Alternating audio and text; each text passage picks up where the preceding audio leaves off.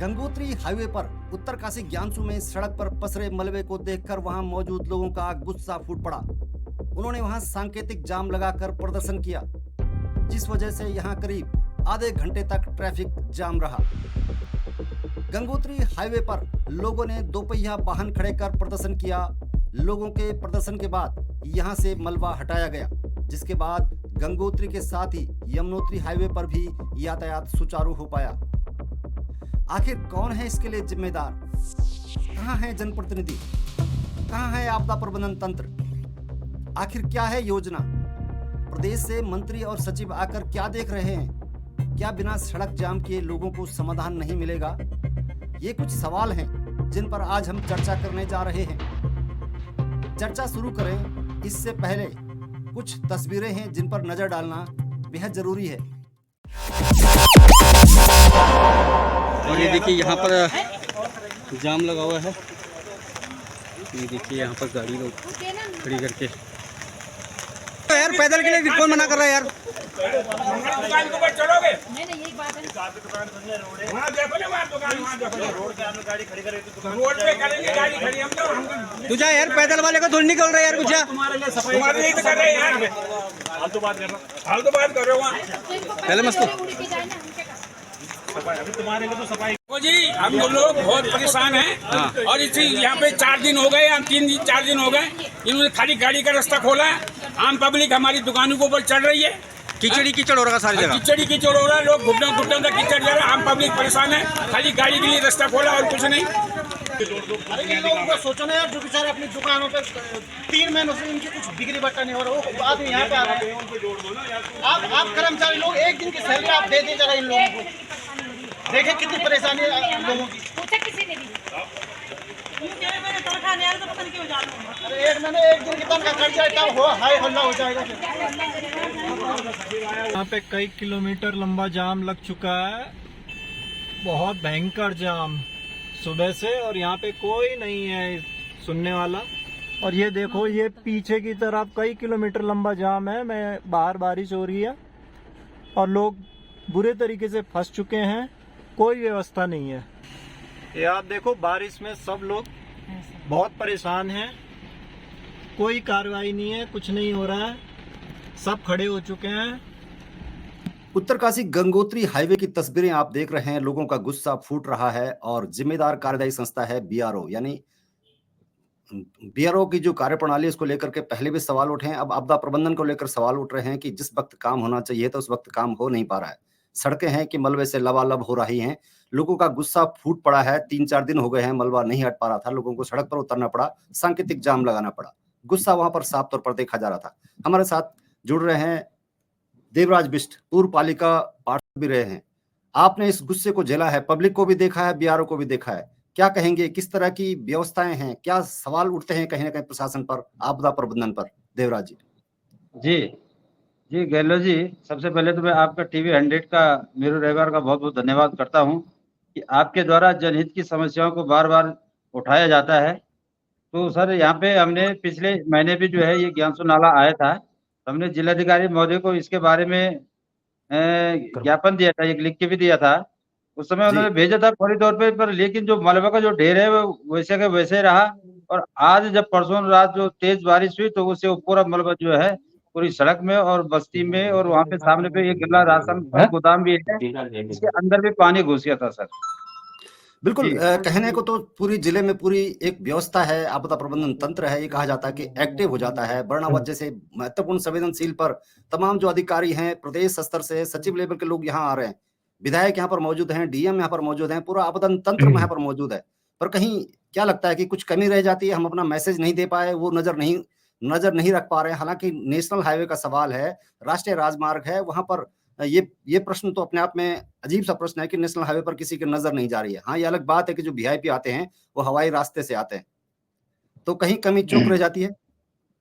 जी देखो सर, प्रशासन की कमी तो है, क्योंकि प्रशासन के तमाम अधिकारी बार बार इन सड़कों से होके गुजरते हैं और हमारे जो प्रतिनिधि भी हैं वो भी गुजरते हैं। जिम्मेदारी तो सबकी है, छोटे से प्रतिनिधि की भी है, बड़े प्रतिनिधि की भी है। जनता ने सबको निर्वाचित किया है, ये समस्याएं सबकी है। और इस आज नाले आपको से क्या क्या है, लगा? ज्ञान आपने से बात तीन की है नाले लोगों का हैं। गुस्सा, आपने लोगों का गुस्सा भी देखा है, वहां पर जो बच्चों बीआरओ के का अधिकारी आए उनको भी देखा है। क्या लगा, कहाँ कमी है, क्या भरोसा मिला आज आपको?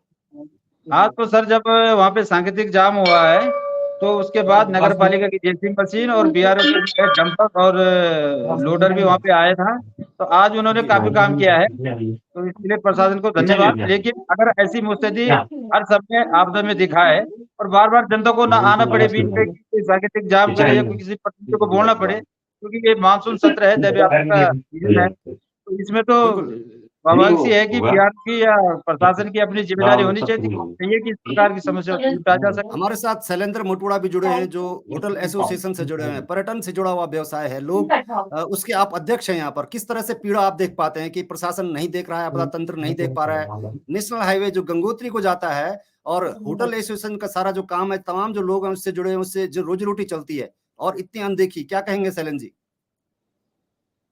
जी, बहुत-बहुत धन्यवाद गैरोला जी, आपने हमको जोड़ा। सबसे पहले मैं बताऊँ कि हमारा जो उत्तरकाशी से लेकर और गंगोत्री तक का जो ये पूरा एनएच है, ये बीआरओ की देख-रेख में इसकी सड़क का काम हो रहा है। और ये जी। आप देखते हैं कि ये भागीरथी इको सिस्टम ज़ोन में भी पड़ा हुआ क्षेत्र है। लेकिन बीआरओ की जो कार्य प्रणाली है बहुत ही मतलब खराब है।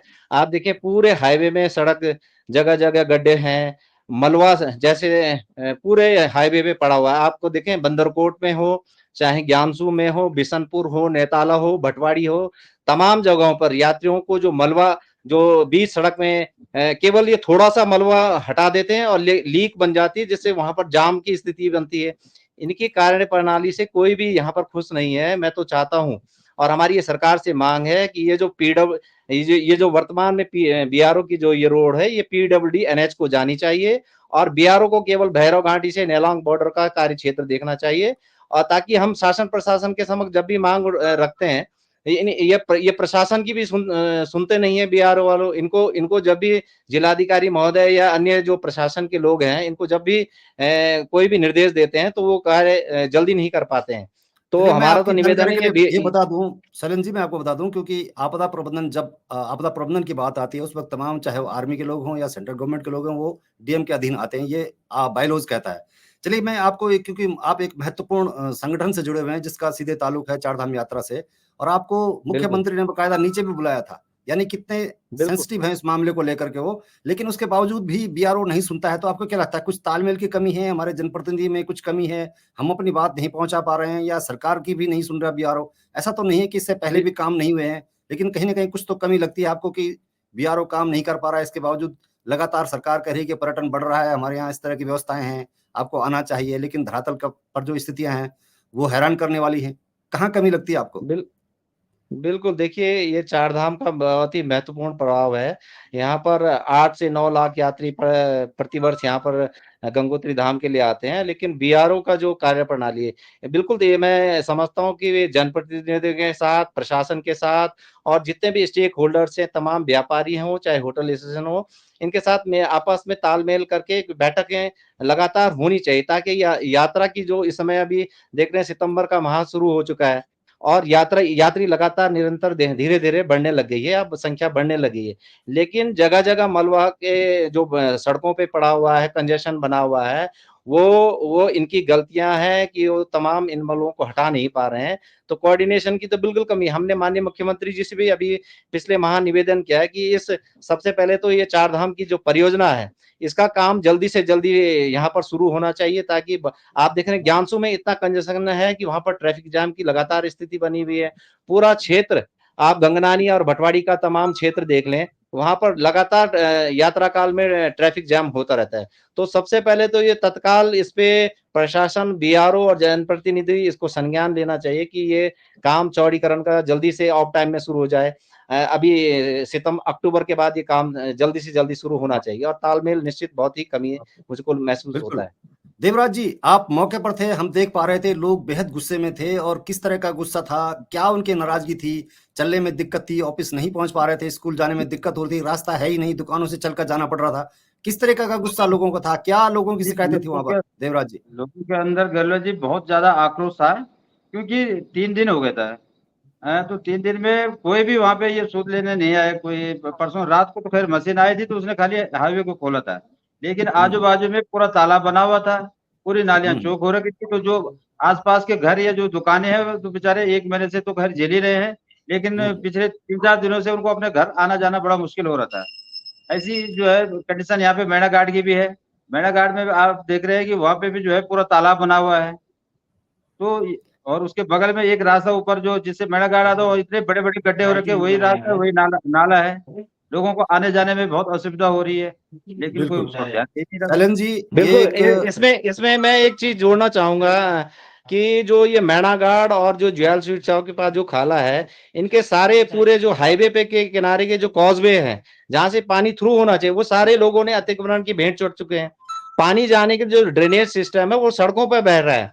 तो नगर पालिका हो या बीआरओ हो, दोनों ही इसकी जिम्मेदारी बनती है कि इस कॉजवे को जहां पर अतिक्रमण हुए हैं, पानी को थ्रू आउट होना चाहिए, लेकिन वो हो नहीं पा रहा है। और पानी सड़कों पे और होटलों में और स्कूलों के अंदर परसों रात में मतलब 2 बार बहुत भारी बारिश हुई है और लगातार होटल हरिओम में और वहां पर महर्षि स्कूल है, उसके अंदर पानी लगातार जा रहा था।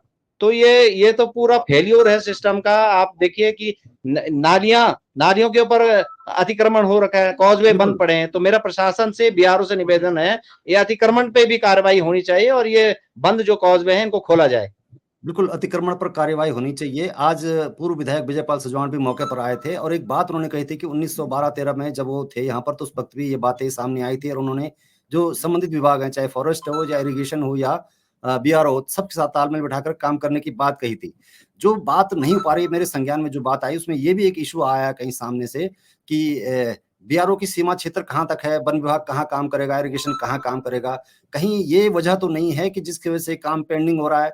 वजह जो भी हो, तो सवाल तो ये है ना कि जो पब्लिक है, जिसने वोट दिया है, जो अपने हिस्से की जिम्मेदारी पूरी निभा रहा है, अगर ये तालमेल विभागों में नहीं हो पा रहा है तो उसकी गलती किसको है? मैं आपसे जानना चाहूंगा शैलेंद्र मटोड़ा जी, क्या ये इस बात में दम है, क्या ये बात में सच्चाई है कि विभागों का जो तालमेल है, फॉरेस्ट कहता है कि इस रेंज में मुझे काम नहीं करना, बीआरओ कहता है मेरी सीमा यहाँ समाप्त हो जाती है, यहाँ फॉरेस्ट की सीमा शुरू हो जाती है, कहीं इरिगेशन कहता है कि यहाँ हमारा काम हम नहीं करेंगे। क्या इस उधेड़-बुन में क्या विभागों की आपसी लड़ाई का खामियाजा आम लोगों को भुगतना पड़ रहा है? बिल्कुल, बिल्कुल, मैं इससे सहमत हूँ क्योंकि बीआरओ कहता है कि केवल हमारा काम जो ये एनएच है इसकी मेंटेनेंस और इसका बनाने का काम है।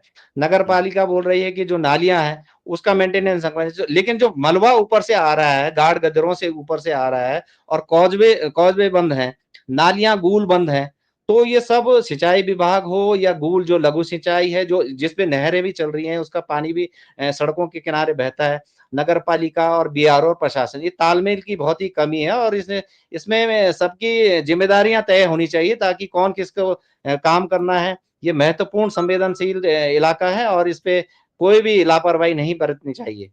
बिल्कुल, एक और जहाँ बीआरओ ये बात कहता है कि सीमा से जुड़ा हुआ ये सड़क है, बॉर्डर को जाती है और यहाँ पर शहर को छोड़ करके 24 मीटर का सड़क बनाने की बात कर रही है। उस जगह जब 24 मीटर को खुद डेवलप कर रही है बीआरओ, तो जो बाजार का जो हिस्सा है, यहाँ पर अगर सड़क ठीक नहीं रहेगी तो उनके जो साजो-सामान है, जिसकी बात कहकर वो कहते हैं कि हमें 24 मीटर सड़क चाहिए, बॉर्डर तक साजो इक्विपमेंट्स जाने हैं, तो वो कैसे जाएँगे? अगर ये छोटी-छोटी सवालें उठेंगी कि हमारी सीमा यहाँ पर है, हमारी सीमा वहाँ पर है, तो इसका खामियाजा आम लोगों को तो भुगतना पड़ता ही है।